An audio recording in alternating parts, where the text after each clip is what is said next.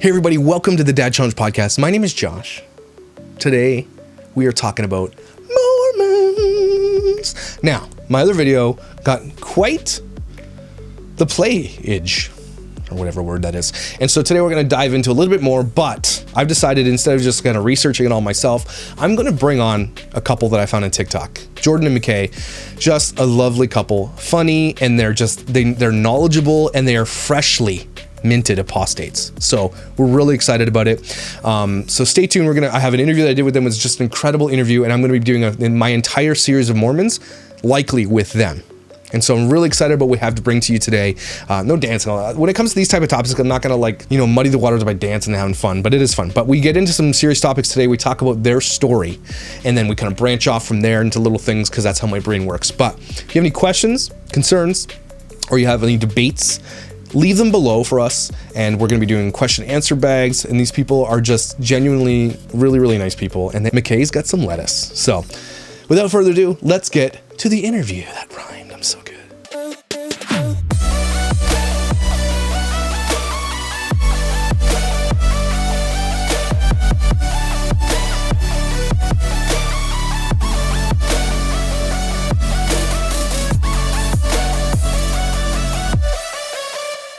I have two very special guests who I just saw their TikTok the other day, and I'm like, I have to talk to these people, because you guys, as you know, I've been doing the not anti-Mormon thing, but the Mormon expose type of thing that connects to family vloggers. And I think in order for us to understand why there's so many, we have to actually understand Mormonism in itself. So, with all that said, let's introduce my guests today. Hello, how are you guys today?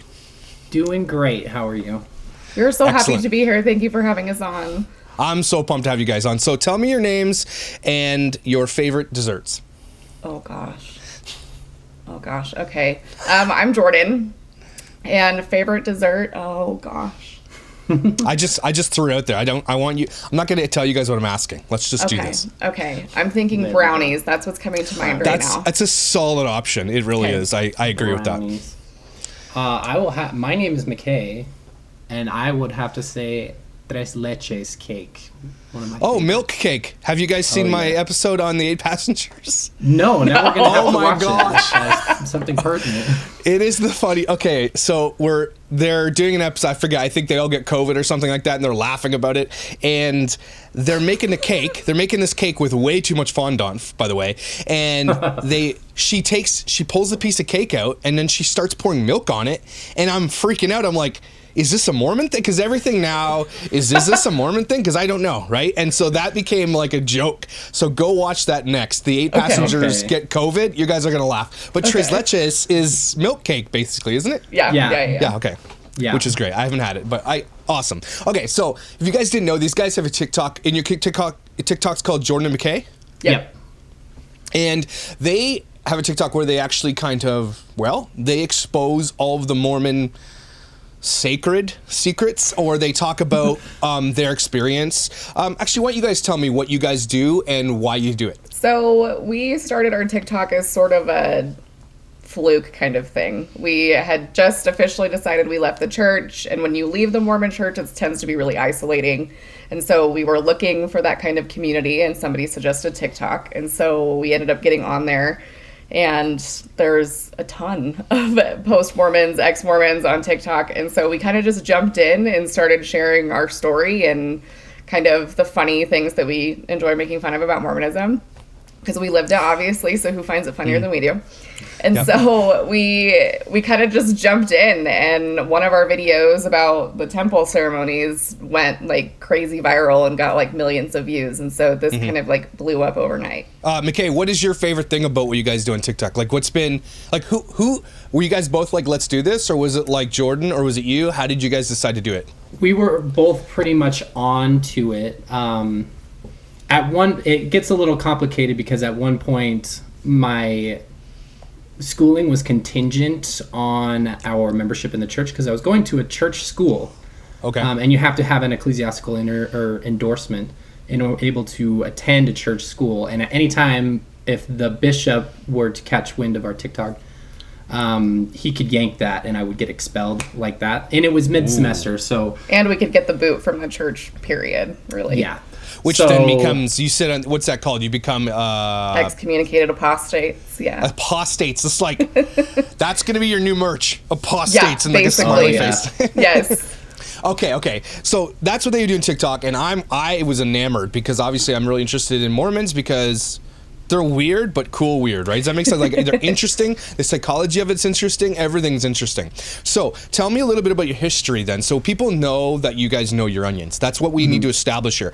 Yeah. What is your history at the Mormon Church? Is it a lifetime thing? Is it a lineage thing? Is it everybody? And then we'll go from there. Yeah. So both of us actually come from pioneer, multi-generational Mormon ancestry. So on both sides of our family, on one side of mine, but we were both born and raised in the church. We were both blessed in the church, baptized in the church when we were 8, because that's the age of baptism. I mean, we were both fairly active because he was more active than I was because my parents' situation was a little different, but his dad was a bishop. We both had various callings. He went on a mission. Yeah. Served a full-time mission. All right, before we go farther. Okay. I'm going to write down questions as we go because I think this is perfect. Why do you get baptized at age 8? I can take this. Yeah, you take that one. So one of the hot button topics at the time when the Book of Mormon was, if you're a Mormon, being translated, if you're us, being written, was the topic of infant baptism. So written into the text of the Book of Mormon, one prophet named Moroni says that infant baptism is an abhorrent sin, yada, yada, yada. Mm-hmm. So enter, later on after the Book of Mormon was published, they had to decide upon a time when people were now accountable for their sins. So children are not accountable for their sins. If a child under the age of 8 were to die, then they would be off scot-free, right? But if you're 8... As soon as you turn 8, that's the age of accountability. That was the revealed age, and that's when revealed to Joseph Smith through Moroni. I can't remember exactly where it was. Moroni didn't talk about it in the Book of Mormon, but Joseph Smith was revealed it at a later date. Well, I feel like 8-year-olds in the 1820s likely are way different from 8-year-olds nowadays, and our 8-year-olds. I mean, we could be at least 16 for accountability at this point, I think. Like, they must have been like full adult 8-year-olds at that time, but now they're like, these kids are idiots, right? I have an 8-year-old. Well, they make a really big deal out of the 8-year-old age. Like, they say, like, when they send out the baptism invitations for people, they say so-and-so has chosen to be baptized. Like, it's their choice. They have to agree or consent to baptism. But we know this, and I talk about this a lot, that a child that is 8 years old cannot give informed consent. No. And you obviously you agree. But so then, can you get to your, and I say your as in, can Mormons get to heaven without being baptized? No. So there's actually deeper that you have to go into that to be able to understand it, which is in Mormon theology, they don't believe that it's just binary heaven or hell. Okay. And hell is kind of an interesting concept. I don't know Let's if you save want it me for to get future in. because Let's no. save that for future, but because I'm going to be doing a ton of videos with you guys, and we're going to cover all these. Okay. I like that just touching on these topics quickly because then it gives me ideas about where we're going to expand. Yeah. But yes, I want to give that too much away. I want people to be like, "What's this?" We piqued their interest. What? Then we're like, "Yeah." Next time on the Dad Challenge podcast with Jordan. Okay. McKay. Okay. Yeah. So next question I had was, your dad's a bishop, McKay. Tell me, is he still a bishop? He used to be a bishop. He was released late last year. So did that have anything to do with your guys' transition as well then? No. That was much before we were even close to going public. Normally bishops will serve in their ward for free. This is not a paid thing. They're called by higher-ups in the church. But normally they serve for about 5 years, and he served his full 5 years. So they released him, and they brought someone else in. So what is the bishop's responsibilities? Is it a pastor? Basically, yeah. That's the closest equivalence there. And as you know, I'm an ex-pastor, but I definitely got paid. So, yeah. Who is paid inside of the Mormon Church? Only the really high ups. Yeah. The missionary answer there is nobody gets paid, but that's not true. But there are pretty substantial evidences showing that if you are a quorum of the 70 or higher, like the quorum of the apostles, the prophet, and the prophet gets paid. First presidency gets right. paid. There's so much. Now give me Give me the hierarchy. Just give me the high level overview of how this pyramid church works. So at the very top, you have a prophet. Mm-hmm. He's known as the president of the church. So he has two counselors. Mm-hmm. And all of these men, their office is apostle. They're called apostles. They are they after holy? The original apostles. Are they holy? That's up for debate. Okay. They say, do Mormons consider them holy? Basically. Yeah, basically. Okay. They say, well, they're still men, but they're apostles. After them, you have the quorum of the 12 apostles, based off of the original 12 apostles that Jesus had. From there, you have quorums of the 70. There's a reference in, I think, John to him calling 70s, and they're basically they're the next level down. Okay. From there, you'll have area 70s that are in presidencies that will reside over regions. For example, in Central America, there's a president and his counselors. Below them are stake presidents. We're almost done. They have counselors. Under the stake president, there is a high priest, a quorum of the high priests. I can't think of it.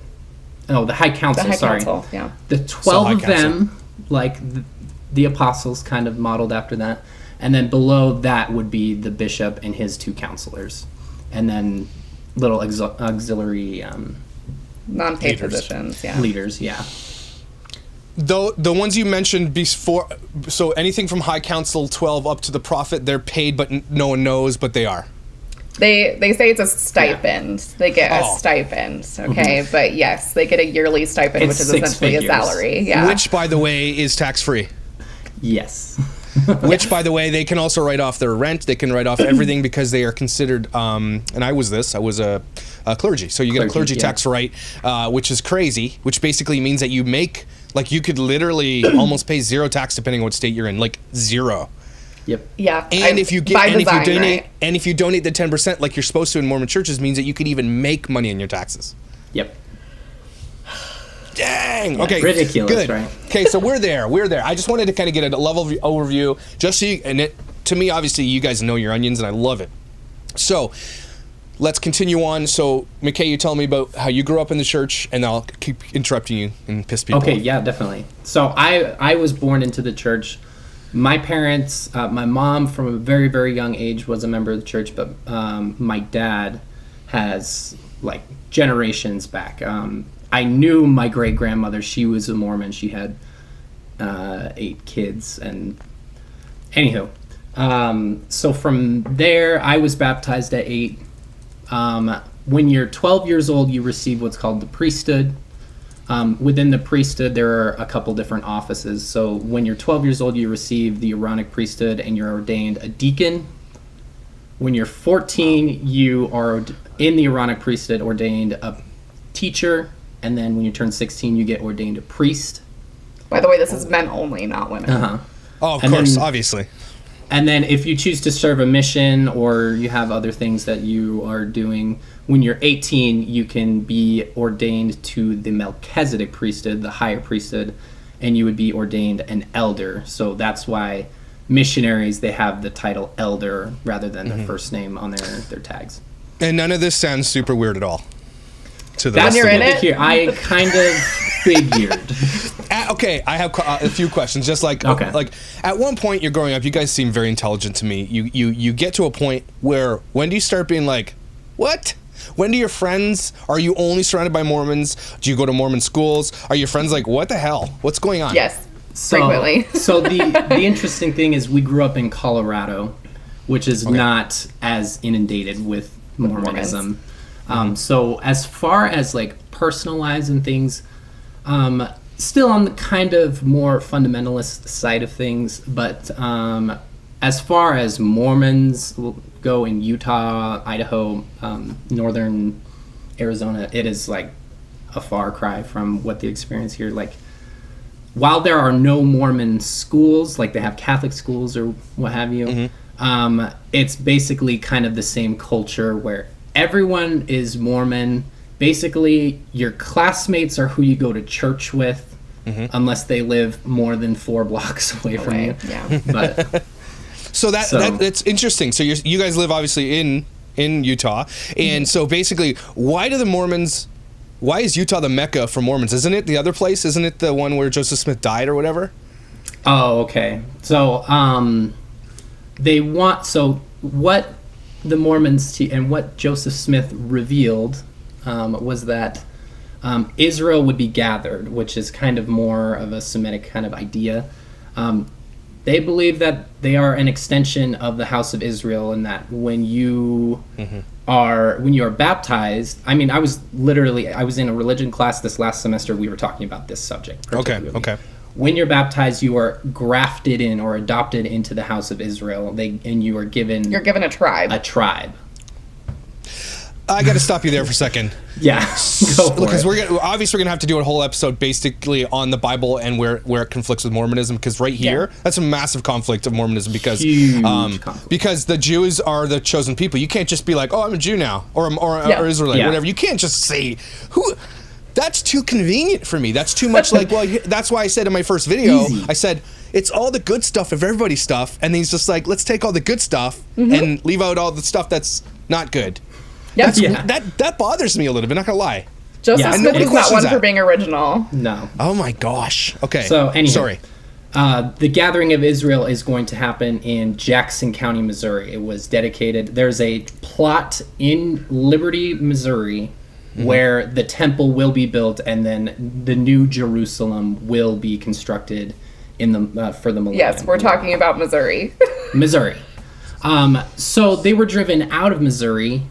They ended up in Illinois, and once Joseph Smith was killed in Illinois, Brigham Young, I think they already had plans to go west by the time that Joseph was incarcerated, but Brigham Young led the LDS Mormons out west to establish Zion there. So that's why. This is the place. Utah is the place.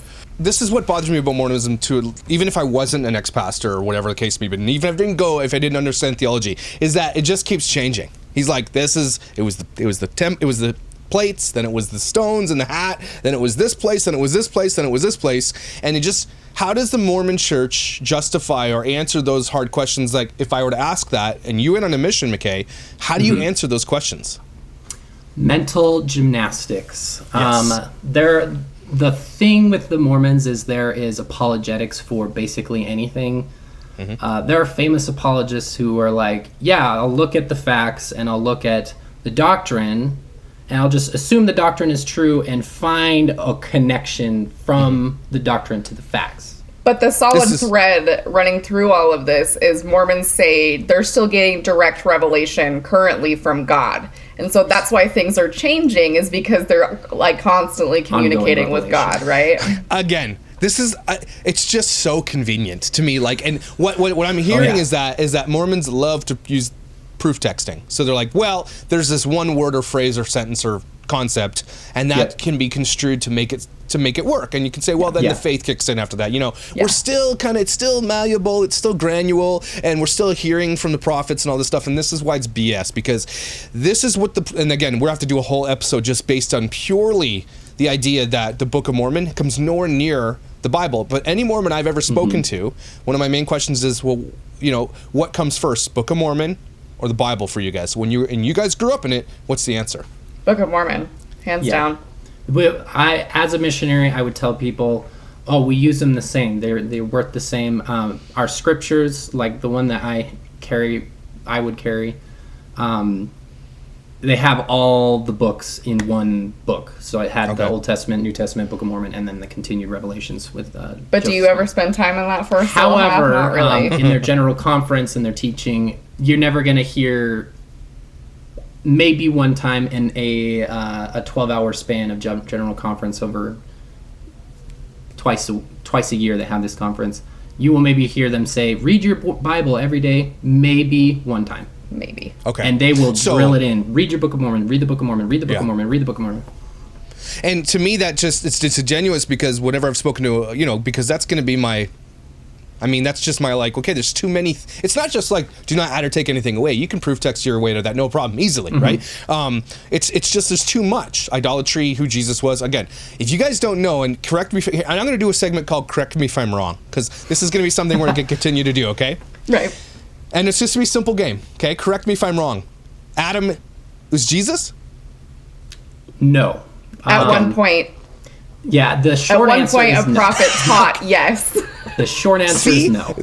Okay, explain it a little bit more. Okay, so you learn this when you go through the temple. Adam is actually the angel Gabriel, and Jesus Same. is Jehovah from the Old Testament. Okay. So I don't know if that's a common thread among other Christian denominations, but No. as far as I knew, that was pretty unique. Yeah, Adam is Adam, Eve is Eve, God is God, Jesus doesn't come until later. The serpent is Satan, or the devil, whatever. So again, that's such a huge conflict. Okay, the next one I'll have is, so Mormons believe that there are like 4 levels of heaven, and then there's like an outer heaven, and they're planets or something. Okay, so, explain. A short answer would be there is heaven and hell, paradise and prison, after you die before you're resurrected. So you would go to one of those 2 places as a spirit. They're called spirit prison, spirit paradise. Which is essentially like your purgatory type. Yeah. That's it's the waiting room before the new Israel, or whatever you call it, is established in Missouri or some weird place. And then, is Missouri good for cheese, or is that Wisconsin? Wisconsin. That's Wisconsin. I think. What's Missouri have? I don't know. Missouri. What a terrible place Kansas to choose. City, barbecue, but I mean, maybe there was something good at the time. Summers and terrible winters. All right, so that's weird. But okay, but then when everybody's resurrected, and those who didn't make it, like you, the apostates, do you stay in that prison? No. So everybody will be resurrected, and they will be assigned. People have been they're like, no, you don't get assigned. That is exactly the vernacular I used when I was a missionary. It's in the missionary teaching books. Okay. Assigned a kingdom. So those who were like us before we became apostates, who were baptized, they went to the temple, they were sealed in the temple.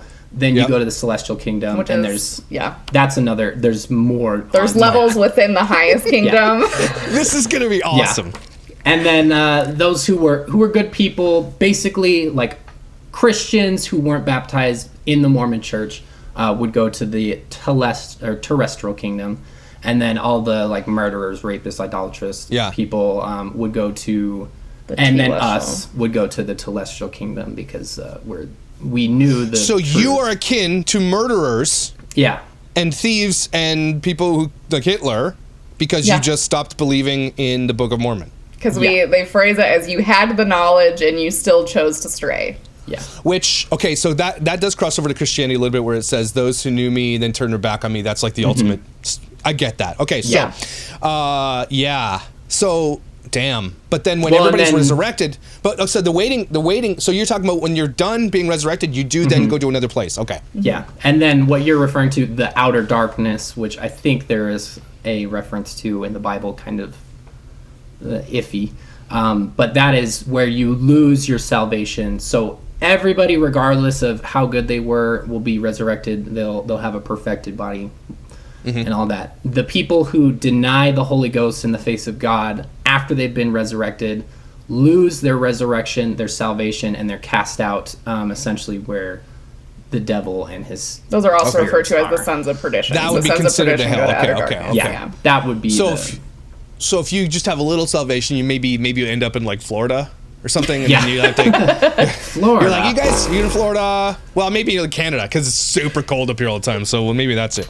Yeah, okay, I prefer that. Like, to Nick, understand how interesting this is, because you can go down 50 different paths of topics, in which we are going to do that. We're going to do a mini series, or it's going to be a major series on every little bit of big giant. We'll macro it out into episodes, but it's getting this high level overview is really important. But let's go back to your story now. So you guys have been married, you were sealed in the temple, and being sealed in the temple basically means you got to wear the Chef Boyardee outfit and you get married in the temple, and you can't have a real wedding? Nope. Not technically. Not really. You can do a ring ceremony. You can do something after. Yeah, for those who weren't able to attend. But it wasn't something, it was just like something extra that we didn't end up wanting to do. So we had our wedding in the temple. Only people who are endowed is the term you have to receive. And have a endowment. temple recommend. So you have to answer yes to all the important questions to get in, right? And the recommend is a license, basically. You get a little card that says, I'm allowed to come to the temple. Why can't people just make their own and print it off Google? Some have. Oh, they do it. It does happen? We could talk about that topic. That's a whole other thing. It's a little harder nowadays because they have because of a certain person that we will probably end up talking about. They have barcodes, and they scan the barcode, and it brings up your information, and it digitally says, "Yep, you're legit," or "Nope, you've been X, you can't use it right now," or So it's like a library card to heaven, and can you get into heaven without the recommend? They encourage you to keep your temple recommend current at all times. At all times. So last year they were encouraging us to do it. We let ours lapse for obvious reasons. Can I see it? Do you have it? Let me see if I have it here in the. I think we that is awesome. Drawer. Yeah. Here we've even redacted it. We were in the process of getting these when we decided, we're not doing it. Okay. So this is what they look like. You tear the bottom part off. But here's the barcode. Dang, man. That looks like it's like legit paper, like money. Like you can't. It is. It's like nice little certificate type paper. It's no small thing, that's for sure. It has little lines in it like paper money does. That's little fibers or something. Well, there you go. I mean, okay, so you guys get married in temple, fine. Your parents are happy, everybody's there, they get to the thing. We'll talk about the garments another day because like I actually don't want to just make fun of the garments. Yes, we will, but at the same time I want to save that for another episode. Everybody knows I talk about them, and I know you guys have them, but let's talk about after you get married. How old are you guys now? I am 25. I'll be 26 in July. And I'm 24. Awesome. So you guys get married, and then tell me about how kind of your transition starts out. When is the day you're like, this is bullshit? When does that happen?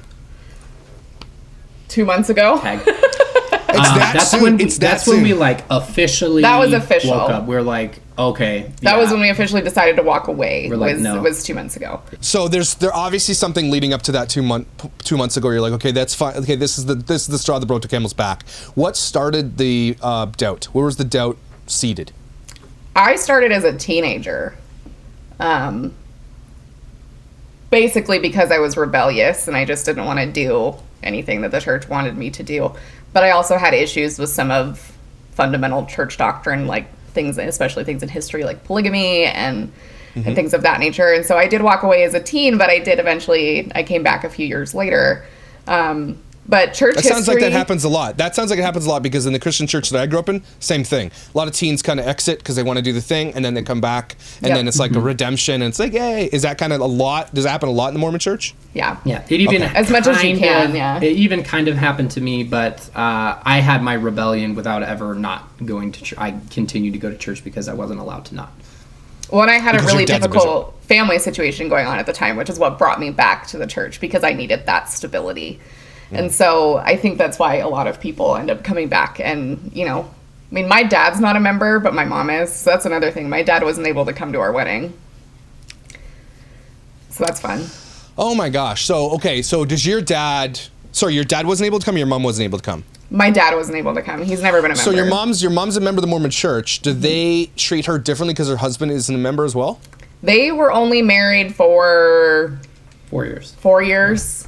And church was, according to my father, church was part of that, and they did end up getting divorced. But yeah, she knew she was marrying a non-member, but I think at that time she wasn't as invested in the church. But they did differ on things like whether I would get baptized when I was 8 and things like that. Okay, McKay, and then your moment. It sounds like you guys are obviously very communicative. You're a strong marriage. You guys are intelligent. Were you thinking this together? Were you asking the same questions together? Did you have friends that reached out to you? Did you have friends that were like, do you really want to go to hell over this? Like, how did this kind of pan out? Let me reset that.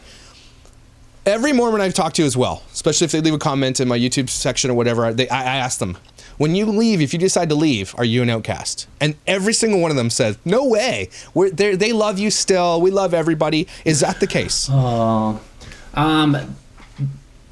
We're still in the, I would call it the cupcake phase, where if people are thinking that, they're not saying that.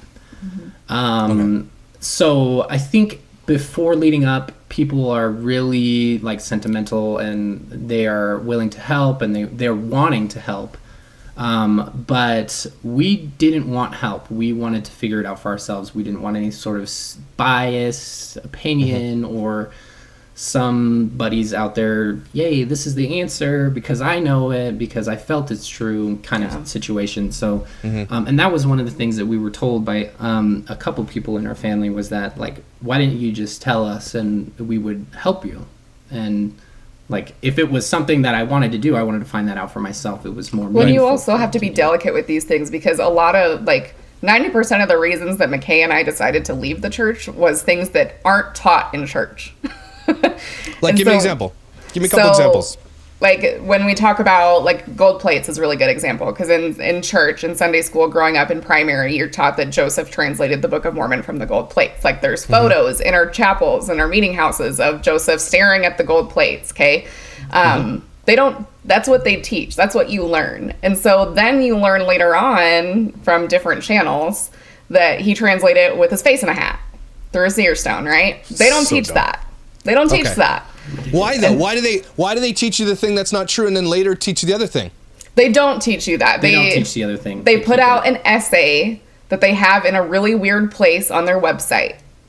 And they don't tell you that it's there. But they don't teach it in the Why do they chapel. even talk? Why do they even say that anyway? Why do they just stick to the plates thing? Yeah, because they're being called on their bullshit. Because so someone found proof of something, so they had to change it because everything's changing. Yeah. Okay. So the rock in the hat thing was not common knowledge until 2015, the seer stone. But they've had that stone. South Park knew it in 2007 or 2004, whenever that episode aired. That's hilarious. Oh, yeah. And they have the actual stone. They would lie and say they didn't have it, and they actually have the damn thing. So, so they do have in your mountain temple, the stones exist in the vault. In the vault. I'm assuming that's where they keep it. Yeah, it might be in a museum, but I'm pretty sure it's in the vault. Yeah. Is it? And what is it? Just a straight up rock, or is it? It's just a little brown rock. Yeah, it's kind of got like little darker swirlies. It's just a rock. It's nice and smooth. How do we know it's not petrified horse shit? How do we know that? I think that would be a better. It couldn't be dinosaur. Oh, we'll talk about dinosaurs too. Okay. Oh, good. So that makes sense to me. So you guys are on this, what I call, and I'm doing this type of thing with my own faith as well, which is called Deconstructing My Faith, which is. It's really important to me because I actually am strengthening my faith in Jesus. I don't know if you guys... Well, that's going to be another episode. Like, is the Jesus of the one that I believe is the same that Mormons believe in, right? That's a huge topic because in my last video I talked about, hey, look, even if Joseph Smith did this as a he wasn't forthcoming with it all, but in the end, if it led to the same Jesus, then go. Cool. But the question is it the same Jesus? But don't give me the answer. That's a whole episode. I don't get into that thing because I want to talk about, again, now you guys have decided to leave. I know this is a long way around this. You got married. You have a child now, which is important to your family. Has your family been this or like F you? I'd say somewhere in the middle. Somewhere in the middle. Part of the reason, and you have to understand the gravity of the situation because of the implications that we make when we decide we want to leave the church. I am sealed to my parents. My parents were sealed, and then they had me as a child. So I'm sealed to my parents and grandparents and so forth through that. And they are vis-a-vis sealed to my son, who is the only grandchild. He's the first grandchild. So we are telling them that we don't want to be sealed to them, and we don't want to be in heaven with them. By leaving the church. Because we will not be with them in the celestial kingdom if we leave the church. If you leave the church. Okay, so now, just explain sealing like I'm 5. Sealing is like... connecting people back to Adam. That's the whole point. Essentially. It's a lineage thing. It's a bloodline. Okay. Yep. Yeah. So, can you be unsealed? Can you say, unseal me?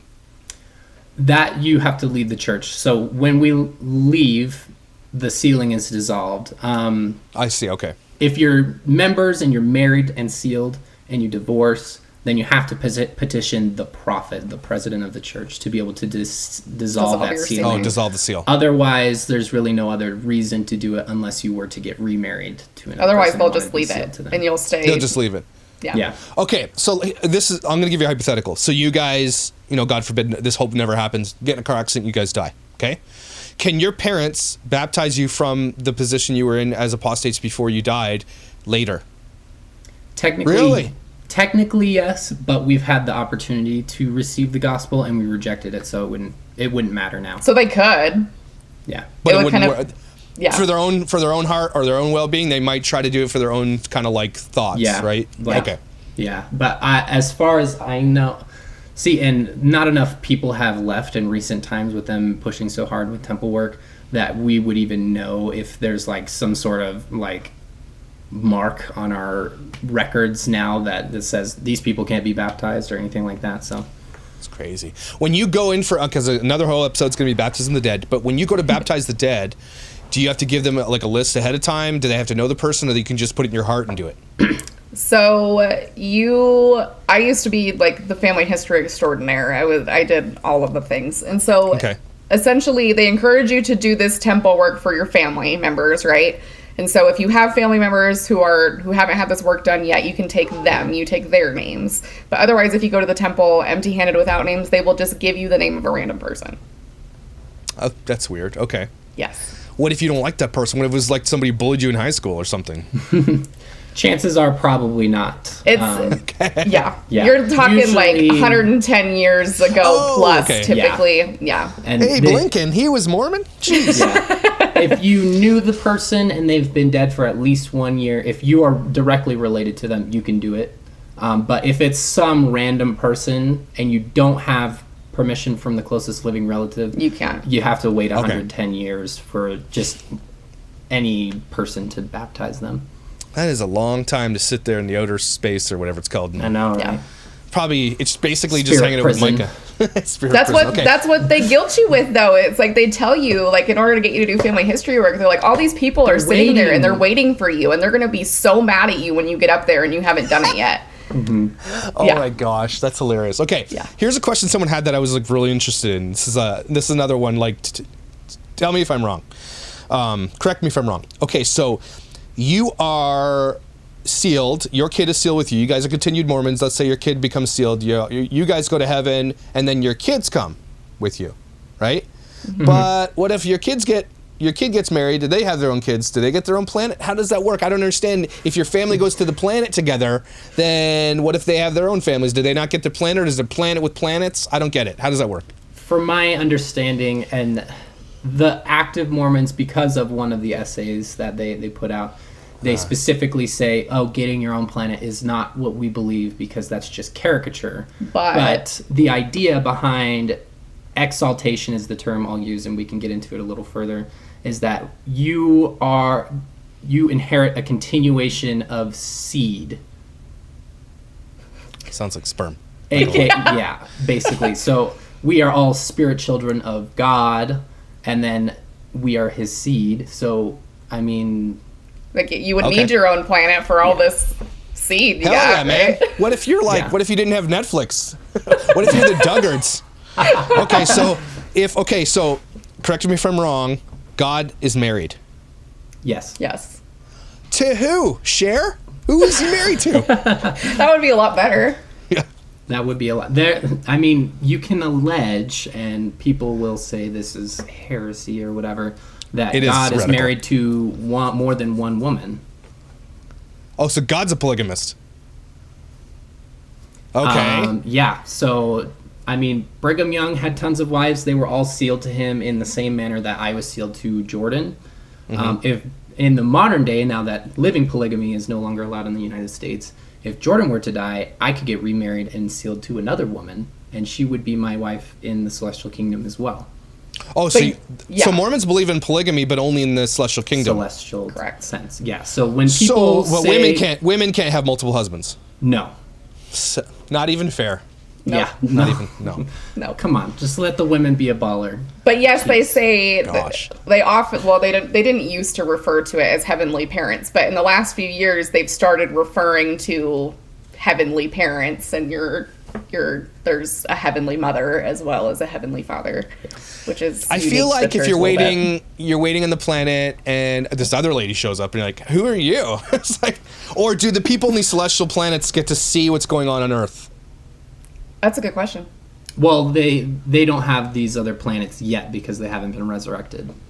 But they're in the waiting zone, like the the airport to the planet. Are they able to see what's going on Earth? I mean, that could be a weird question because I wouldn't know that question as far as it is from Christian. They I say don't think there's the anything veil to the spirit world is thin. Okay. Yeah, I think the idea is that the spirit world is kind of like the dark ether version of Earth, where they say they're here. Yeah. Like when you ask people, they say they're here. Like the spirits are here. Mm-hmm. They straight up ghosts. Yeah. Yeah. I've heard that. I can't. I don't know if that's doctrinal, but that's definitely cultural. I would be pissed if my husband and I died and he's like with this other lady who's definitely my like rival in high school or something. I would be upset. Yeah, ew, you have to watch that? Okay, anyway. So, so you guys are in the process. Are you guys officially apostates yet? Yes. As of you are? Yesterday, our As of yesterday. Yesterday. Last night we went... Did you get a cake? Should we get you a cake? What do we need to do here? We should have. We went to Taco Bell and got some cinnamon We went to Taco Bell, but... so that was... That's the same. It makes sense. It was oh my gosh. Things. Honestly, guys, I'm going to make you a shirt for your merch. It's going to be called Apostate AF. Is that cool with you guys? Yes, I'm so cool with that. Okay, we like awesome. That. Correct me if I'm wrong. You can't drink soda as a Mormon. That definitely was a cultural thing because of the word of wisdom. I don't recall you talking about the word of wisdom really. The word of wisdom explicitly prohibits tobacco, hot drinks, which are classified as tea and coffee, as per the Methodists of the day who were doing the same thing, including hot Joseph drinks. Joseph Smith was coming up with this at the time where the temperance movement was happening, and so people were starting to abstain from alcohol. They replaced wine with water for communion type activities, and he was being influenced by the other religions of the day who were saying, no coffee, no tobacco, no none of because it makes you hot inside and you'll get sick. Temperance was all about tobacco, alcohol, anything that kind of changes the body in any way. Now, what if you just drank hot water? Why can't you drink hot water? I guess by extension, because they said hot chocolate at the time too, because the idea behind it was that it would warm the body, which would kill you. Yeah. Because warming the inside of the body is bad, right? Science. So, so modern day Mormons, can you go grab a soda? So, yes. But for a long time, and there were even prophets who were in little scandals with Coca-Cola Incorporated for bashing drinks like that, because I think at one point the culture had extrapolated that it was caffeine in tea and coffee was what made it bad. So by extension, these drinks were bad. But that's not written anywhere. Yeah. Okay, so that's just kind of one of those things they threw out there just because they want to piss everybody off. A more arcane policy, but no longer. Yeah. But and you think about it, that's the one thing Mormon got right. Don't drink soda; it's bad for you. Okay, it is bad for you. Honestly, I lost 100 pounds, and the reason I kept that weight off is because I stopped drinking no soda for like 5 years now. So maybe I should. Just saying. We need to it's just I took it out of my diet. It was done. Anyway, okay. Correct me if I'm wrong. Mormons. Wait, let me think of one. We're gonna get a little bit into like the stuff. And if you're not comfortable answering this, don't answer it. Mormons can't masturbate. You are correct. Yeah. I'm right. You are right. That is a policy. Yeah, and it's directly linked with what's called the law of chastity, which we can get more in depth chastity on. Mm-hmm. And I did a video with the what do they call it? I forget their name. Too Many Nelsons or something, where they talked about the purity culture, which I think really directly resembles what I grew up in Baptist fundamentalist ideal of what sex looks like in purity culture, which means that save yourself for marriage, which I did. To be honest with you, a choice I made, and I'm actually glad I made that choice, and I'm not bashing that. I do think that's cool. I also think that if you don't want to, go for it. Like, as long as you're making good choices, and I'm going to tell my kids that. But the purity culture and this chastity thing, do you think that overall that it's a detriment? Now, let's be real. 99.9% of dudes do it, and the other guys don't have arms, right? That's just how this works. So the guys you grew up with, they did it, but if you do that, if you stumble, are you Do you become an apostate? How does that work for those kids? Because every kid, specifically nowadays with the technology and porn culture, there's just nobody that's free from it, and women too. Like, let's be real. Now, what is it? How does the church see that now? Is it shifting as more liberal Mormons become a thing, or is it not? Is it always going to be that? It is not shifting. It is so far from shifting. They just excommunicated a sex therapist for that exact reason. Because she was pro healthy masturbation. Yes. Which I am Natasha pro healthy masturbation. Bless her masturbation. soul. Yeah. But they excommunicated her because she advocates for healthy sexuality. Evidence-based practices says masturbation is normal and healthy, and the church does not agree with that. So they gave her the boot. So here's the problem with this, and I think this is what Catholics get wrong as well. The priests have to create, or they have to take a lifelong vow of celibacy. And I'm not saying that Mormons take celibacy, but at some point when you restrict this expression of human behavior, which I think is normal and healthy, like you said, does this create? I'm trying. I don't want to like mark every Mormon like this, because the Catholic Church obviously had a major issue with priests abusing children. Okay, obviously it was huge. It attracted Plutos, that's my name for them. It attracted that type of person, and it was rampant, right? Because these guys weren't able to get the thing they need. There's this thing, and I think it's actually biblical, and I think it's actually really important as humans that God created us this way, that the release is one of the most important things to our bodies, right? It's dopamine, it's everything else. It's healthy. It's normal. Yeah. So, but the problem with Catholics is that it created this, I will argue, it created this culture of that happened, this craziness. In the Mormon church, when girls feel guilty for this thing that they discover when they're like 12, 13, which is like 8 showers a day, right? Yeah. When you do that, you feel such guilt, but does it contribute to guilt? Does it contribute to a mental illness? Does it suicide? How does this work for kids growing up that feel guilty about this stuff? Yeah, it's rampant. It is within the Mormon really community. bad, and the worst part is the way to remedy the sin is you have to visit with your bishop. You have to he confess. has to walk you through a repentance process.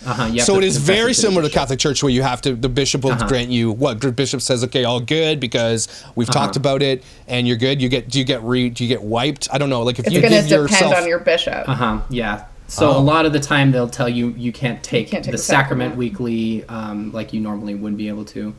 That's really close to Catholics. That's really, really close to Catholics. Like they restrict you participating in activities, church activities. Yeah. If you have a calling, you would be released or whatever. So is it the point where, I know this is a really interesting topic for a lot of people, specifically me, I have teenagers and I was a teenager, but do they not, does Mormons have youth groups? Obviously they do. Like there's obviously a huge youth group culture. Are you allowed not to go to youth group if you've confessed that you didn't do it, and they say, well, take 2 weeks off youth group, or how do they do that? Not as far as I know. I don't think so. I think they'd still encourage you to go. The problem with this subject is there's no written, this is what, if this happens, this is what they have to do. It's up to the discretion of the bishop. So there's no repentance process will ever be the same. You can have committed the same sin and go to 2 different bishops, and your repentance process could look entirely different. And to me, okay, right there, right on this point we're talking about, and because let's just leave it at sin. So when you've done something, if what you just said is true, and I believe you, that to me right there already disconnects the entire process, right? God is the same yesterday, forever. The rules don't change. God's holiness doesn't change. The way that we get forgiven now is through Jesus. That's why he died on the cross, which is why I will argue that the Jesus I believe in is not the Jesus that a fundamental Mormon believes in. Yeah. Right? We'll touch on that. We'll touch on that. So when you just staying there, have you found if your dad's a bishop at the time you're a teenager, do you go to your dad, or do you have to go to, is there like a conflict of interest, or do you have to go to your dad?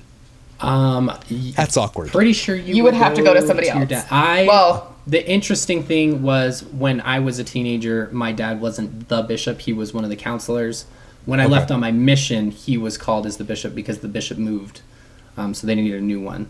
And then, so he was only my bishop for 1 month directly after my mission, and then I moved out, and I haven't been under him since.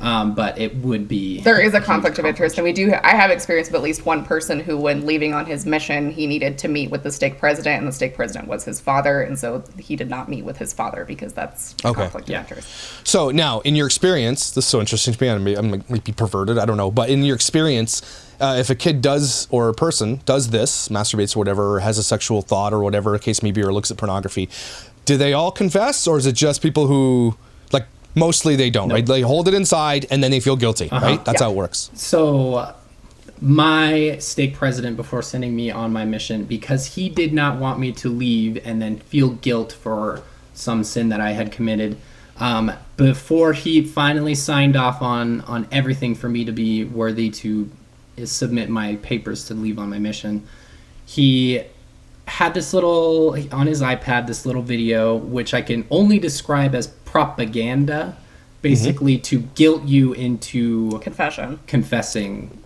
some sin. And I can send you the link of the video. That's a sin itself. That is I want to see that video. That is, to me, that is a sin. That is a spiritual abuse right there. What's just happened there? That's massively spiritual abuse into doing something that, I mean, and in a lot of cases, there's nothing there. You've already repented if you talk to your bishop, but that would be one of those things, because if somebody, I mean, they're drilling that it's a guilty thing, and missionaries are teaching about the law of chastity, and they're like, oh, I've done this thing in the past, and they end up telling their mission president, well, if they've committed a sexual sin, not necessarily masturbation all the time, but if they've committed a sexual sin, they'll have to be sent home.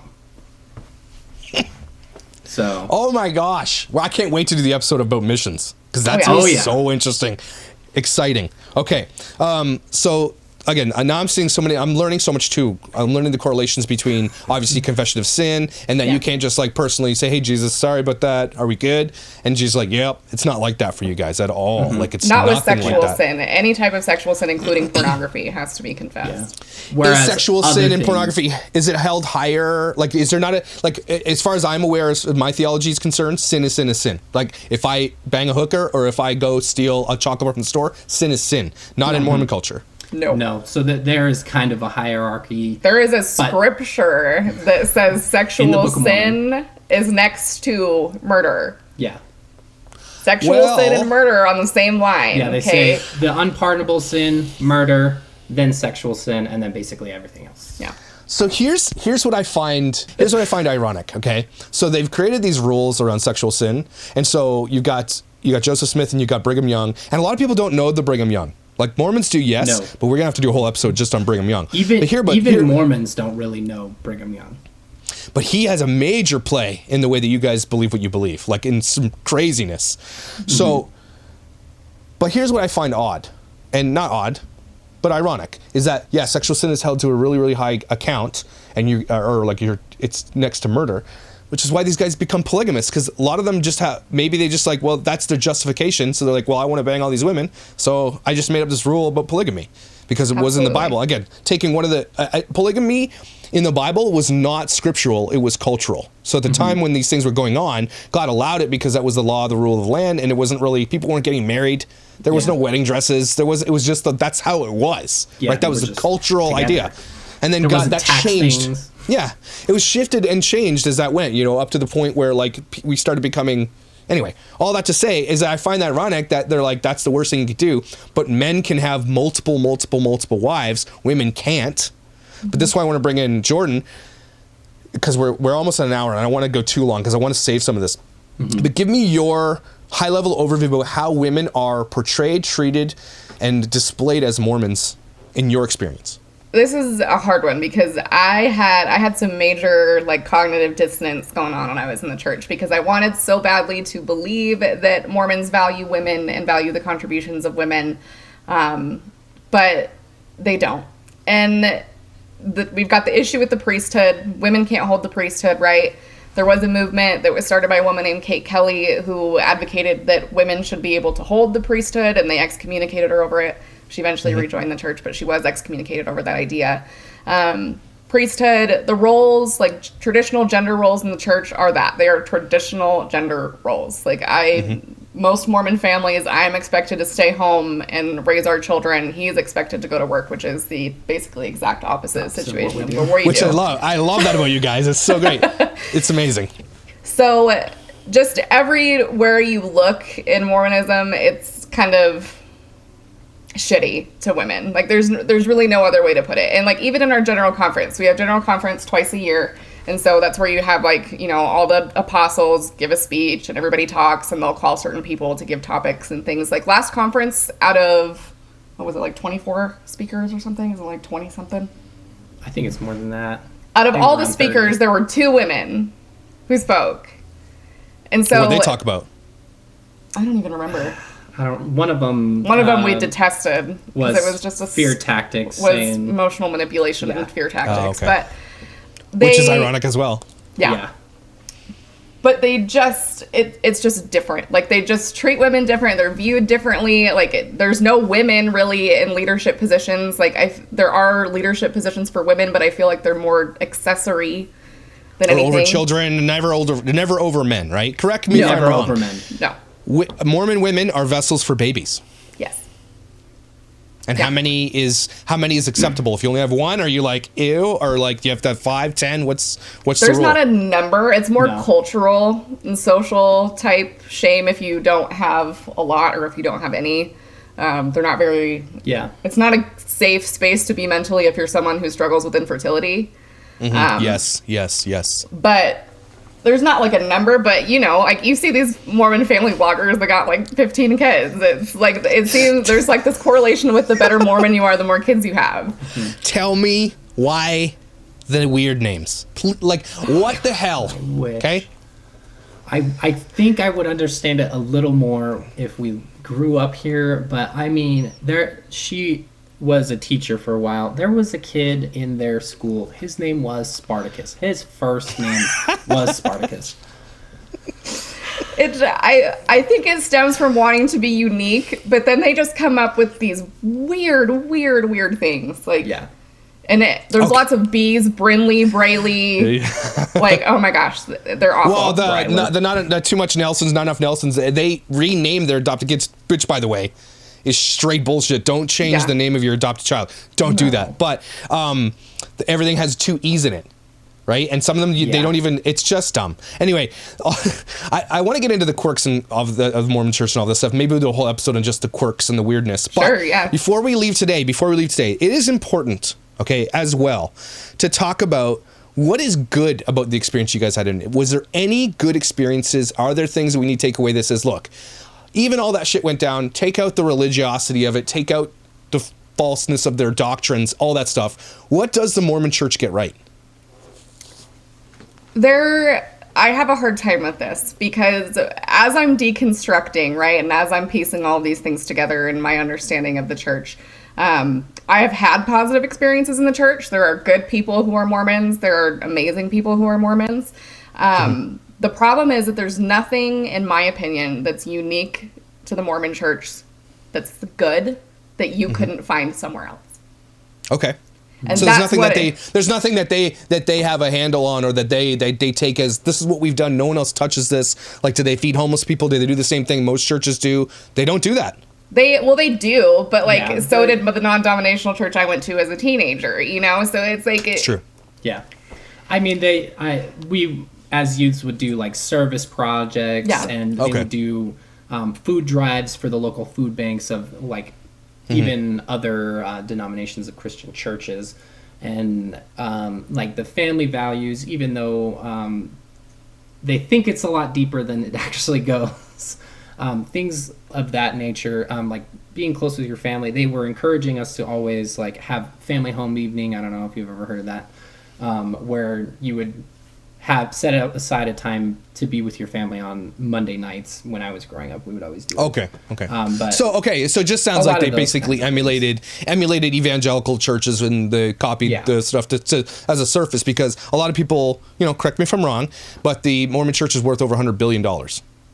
That was my next point, is like they talk about charity and they give all this money and that's great and all, but when you look at it in perspective of how much money they have versus how much money they give, kind of got a big discrepancy there. Yeah. So they are worth billions. Oh, hundreds of billions. Yeah. Absolutely. In liquid assets. In liquid? Yeah. In liquid. How does a nonprofit entity, how are they allowed to have billions and billions of dollars of liquid assets? I thought that's like a tax thing. You're not allowed to do that. There is, if there are the church is laws, also a business. So, there are but loopholes, they're operating under. Yeah, and they don't have to release anything expenditures wise. The only way that we know about the $100 billion is because it was leaked.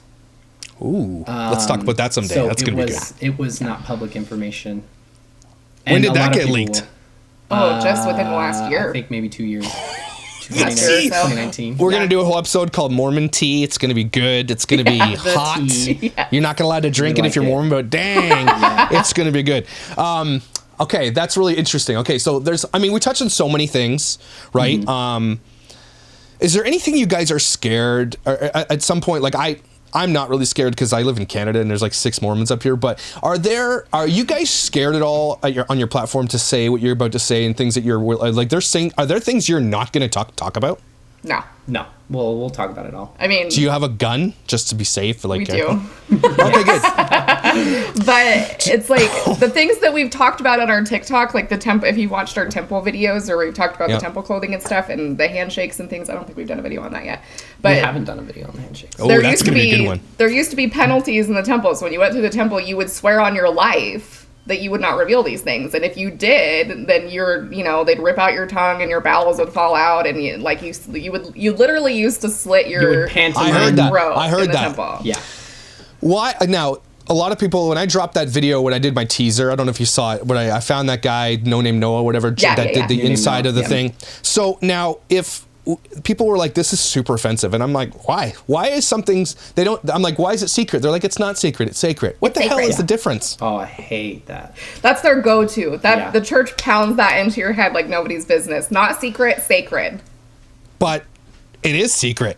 Absolutely. Absolutely. Because if you talk So- to it, you can't talk about it. Even when you go through, they tell you can't talk about it. And Outside of the temple. yeah. You can ask questions in the temple. In the celestial room where everybody is silent is where you can ask your questions. I don't blame them because those garments, like, who wants to see that? Like, if you're like, don't tell anybody because look, you know what? I think the garments are like the thing is like, look, if you tell anybody, then we're going to tell them you wore this. And It's like a shame. embarrassing. It's so a shame embarrassing.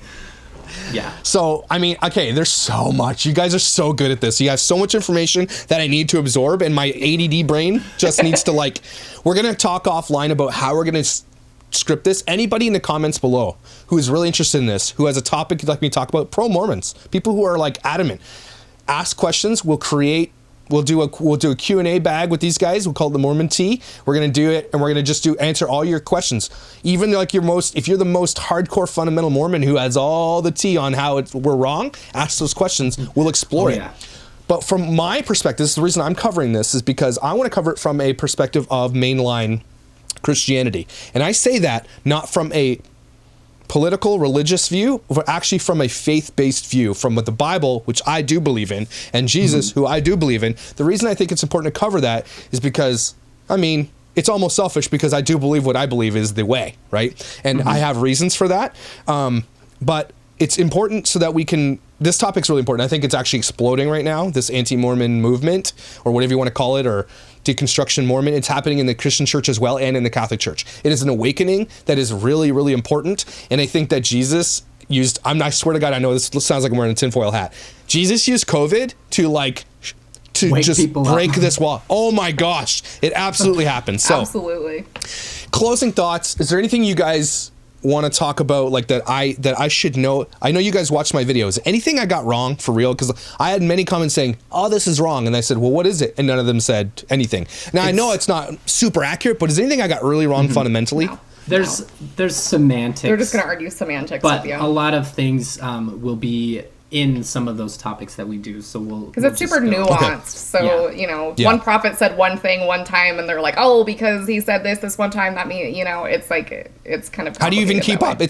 It's like again, it's like lie culture. Think about a person who is a pathological liar. Okay, so what happens is you get yourself into a lie, right? And then that lie gets called out and proven wrong. So they have to that's why they leave it open, right? The Mormon Church says, okay, well, that's fine because it's like we're still discovering. So then your bishop or whoever your top level dude is like, okay, this is how it is now, and you guys believe that because your prophet can change scripture, can change the fundamental canon of your scripture, which is so convenient, that doesn't exist. That's why I'm saying So it's like a lie perpetuates another lie, another lie, but people become indoctrinated. And one of the episodes we talk about is the absolute idea of how powerful indoctrination is, because this is where people are losing their family, their friends, they're being outcast, they're losing jobs. We're going to bring on other people. I'm speaking to somebody right now that's in the middle of right before where you guys were. She hasn't told anybody yet, but I'm trying to convince her to document the process before and after. And I think that would be so revealing, because For sure. I want people to, honestly, I think in the end, what you guys want to do and what I'm doing is exposing the truth. And that is important when it comes to your faith. Oh, for sure. Right? I mean, that's the whole point of our TikTok. That's why we got on here. Yeah. And your TikTok is so good. Yeah, thank you. We try to get a mix of like informational things and goofy things and everything like that. Especially when like informational, like I can talk about the missionary side of things, but what we're learning right now is true things about the church that I have never heard of. There was not even reference to it, anything like that. So it's a lot of the stuff Because that the church tells you not. Because the church tells you not to explore those things, Correct. right? You can ask questions, and they encourage that. However, you need to use church sources to find the answers you're looking for. And they will prescribe very contemporary sources like the Book of Mormon, the Doctrine and Obviously. Covenants, Yeah. the Saints books, which they're currently Which are written releasing, about church history, which are super whitewashed and terrible, and very whitewashed histories of the, Correct me if I'm church. wrong. That's a good segue. Correct me if I'm wrong. The Mormon church were super racist up until like the 70s or something like that. I would argue that it's still very much 1978. institutional. Yeah. But yeah. It is. Okay. Yeah. We'll Okay, have to so go into I don't that. want to. I want to like okay. There's too much. Let's talk about your TikTok a little bit because I want to draw people to your TikTok, and I want you guys have a YouTube channel as well. I want people do, to start yeah. going. I think you need to do this on your YouTube channel. Obviously, I will help you. Okay. And man, I'm gonna wear that shirt too. That like apostate or as AF. We freaking love that. Oh man, I'm in. Love Okay, it. so That's sick. so you guys started the channel. It's relatively new. You're growing. What is the overwhelming consensus of support or negativity? And then give me one of your most like. Has there been a moment where someone said something and you're like, oh, have you gotten overwhelmingly negative or positive comments? We get overwhelmingly positive. Yeah, the grand majority of the comments that we get are positive. Because Mormons aren't really on TikTok. I think that's probably why. Yeah. There are some, and they are very. We do have a few. Like last vocal. night, we did a video about idiotic comments we've gotten, and somebody told us we needed an exorcism. Yeah. Yeah. Somebody else told us we were a waste of life force. Wow, that's So we've gotten like some that. fun ones. That's your Yeah. other shirt. Waste of life force. Waste That's of life force. Like, just capitalize on it, guys. Like, I'm just saying, just do Seriously. it. Just do Free it. content. Like, you need all the slogans that we're gonna be like make shirts out of, and people are like, just like do it, because you know what. What you guys are doing is educating, but you should also be compensated for that because it's important, and spend some time and do that. So, what's your TikTok called? It's Jordan and McKay, all one word. Jordan and Linked McKay. below. What's your YouTube channel called? Same thing, Jordan Same and McKay. thing. Super original. Check it out. Instagram, Link the is same below. thing. Instagram. Yep. Guys, follow them because you're going to want to be there. And we're going to do this a lot.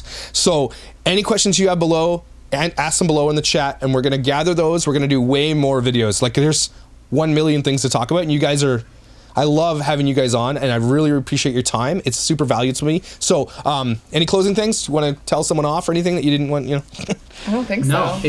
if anybody in the comments wants me to prove or wants us to prove what we're saying is right because you have a dispute, let us put it in the comments, and we will bring forth the hard evidence. And I'm not talking about faith or whatever. What we're talking about all the time is facts that you can read, and so we will.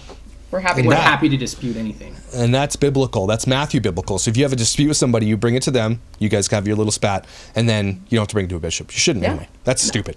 Okay, guys, thank you so much for this episode. Next one, I don't know what we're going to talk about, but it's going to be juicy, and I cannot wait. I made them, guys, buy like camera equipment and everything, so they have to do it now. Like they're in. It's awesome. It was, and it's a tax write-off because we have a business. we have a so business we can that use works this out. stuff. But thank you for having us. We're just do truly it. honored.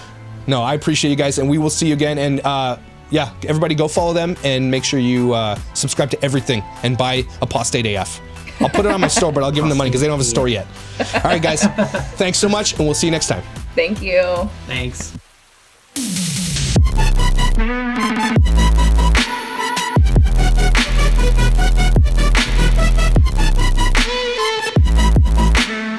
So, right? Right? Aren't they awesome? I know that my interviewing style when it comes to this type of thing is kind of all over the place, and it doesn't really lend itself well to really understanding all the information, but I wanted to give you that mashup of all the information just so we know who they are and show you that they know their onions. They know their onions. And so next episode, we're going to talk about love and marriage inside of the Mormon church. We're going to talk about, you know, what it's like to grow up Mormon and the whole idea of getting together, because love and marriage and sex and all that stuff's really, really important to a lot of us who are married. And it's a really interesting topic, and it gets really crazy. Like, it really, really does. And so if you have any questions about that type of thing, when our next episode airs, we're going to answer some of your questions that are in comments below, where you can email me, admin@thedadchallengepodcast.com or josh@thedadchallengepodcast.com, or head over to Instagram, like me there, and send me a message on there, and we'll answer your questions. I'll likely be doing stories on Instagram. Ask me any questions about Mormonism, and I'm going to ask my lovely couple here about that, because it's so interesting. And the reason we're doing it is because it's really interesting to understand this religion from people who lived it, literally lived it their entire lives. Incredible that we have this opportunity to dive in with these types of people. This is very rare. So thank them by subscribing to them on YouTube, heading over to TikTok, heading over to their Instagram, all linked below. Make sure you follow them. Guys, I hope this is interesting to you. Again, I'm not doing this to bash or hate on or whatever the case may be Mormons. It's not what I'm doing this for, okay? It really isn't. I just think it's important to talk about this because we're going to tie this into family vloggers eventually. We're going to talk about why it's crazy and are they being biblically correct even in their own Mormon religion, in their own like Mormon circumference, in their own circles. Or is what they're doing biblical for them? Because I don't think so. That's going to be crazy. So take a deep breath. That was crazy, right? And you're beautiful. Have a blessed day, and I will see you